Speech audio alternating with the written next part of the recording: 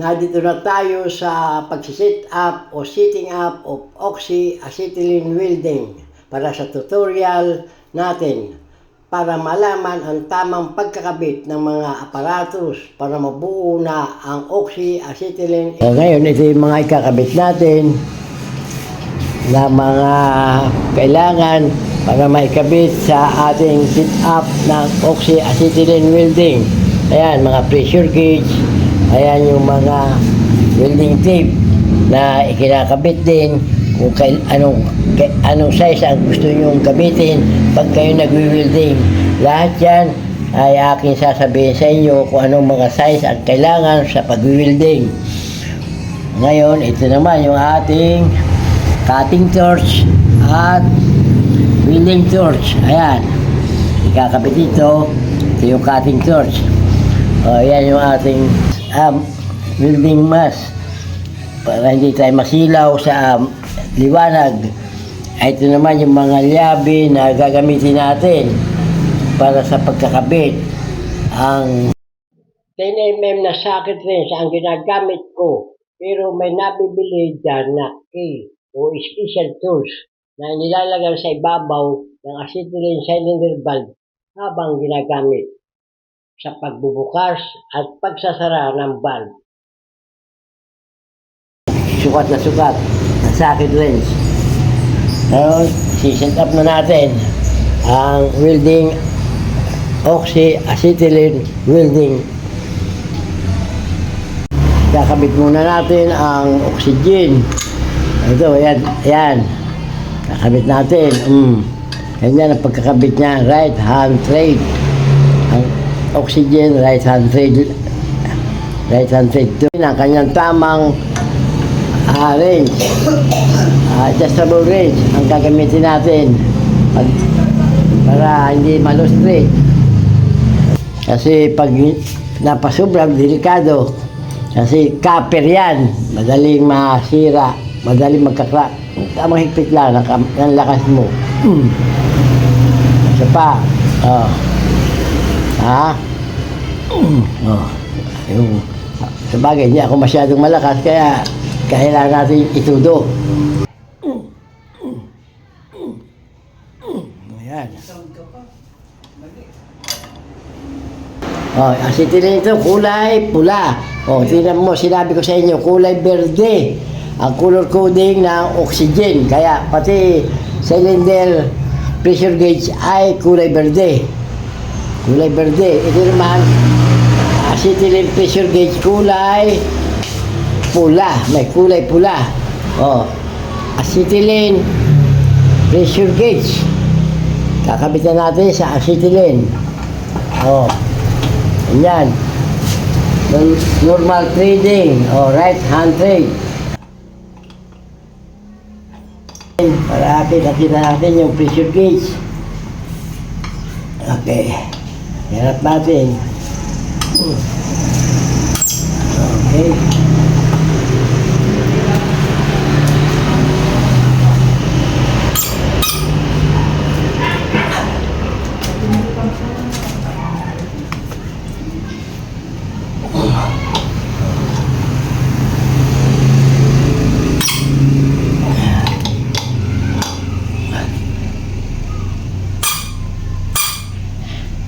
Okay. Okay. Ang oxyacetylene hose. Yan naman natin ikakabit. Hose. Right hand trade yan. Normal. Lahat normal. Sa hose lang ng acetylene. Nagkakaiba. Ipita natin ang nut o pitik acetylene. Dito nagkakaiba ng paghihigpit kasi ito left hand trade. Bakit ginawang left hand trade? Para hindi magkamali. Kasi hindi mo naman pwede ipasok dito sa oxygen ito kasi nga iba ang trade. Kaya talagang papasok siya dito sa acetylene kasi dito yan nakadisenyo na left hand trade dito. Left hand trade, makikita nyo, left hand trade. Baliktad siya, left hand trade. Kaya pasok siya. Madali lang. na maipapasok. Pit lang, kunti lang. Kasi yan ay copper. Magkakakrak yan pag tuyo yan.